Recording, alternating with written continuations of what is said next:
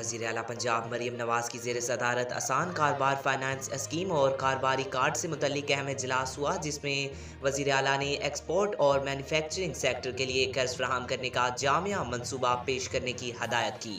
इजलास में हदायत दी गई कि आसान कारोबार फाइनेंस और कार्ड स्कीम के तहत मौसूल शुदा दरखास्तों की प्रोसेसिंग जल्द मुकम्मल की जाए और इस प्रोग्राम को हर सूरत जारी रखा जाए।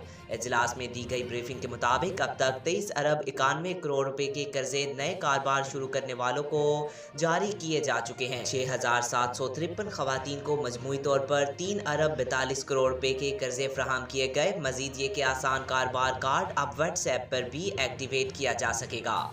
रिपोर्ट के मुताबिक वज़ीर आला स्कीम के तहत अब तक 3010 अफराद को 18 अरब रुपए के कर्जे जारी किए गए, जबकि मजमूई तौर पर 1,04,000 अफराद को 43 अरब रुपए से ज़ायद के कर्जे दिए गए। आसान कारोबार फाइनेंस स्कीम के लिए मौसूल शुदा 74,589 दरखास्तों में से 2,505 दरखास्तें मंजूर की गईं और टायर 2 की मद में 12,029 दरखास्तें आईं, जिनमें से 505 को मंजूरी दी गई। इसी तरह आसान कारोबार कार्ड स्कीम के तहत 13,80,838 दरखास्तें मौसूल हुई, जिनमें से 1,04,133 को कर्ज की मंजूरी मिली। ट्रांसपोर्टेशन के शोबे में 13,012 अफराद ने 3 अरब 91 करोड़ रुपए, जबकि ट्रेडिंग और डिस्ट्रीब्यूशन के लिए 175 अफराद ने 3 अरब 94 करोड़ रुपए के कर्जे हासिल किए।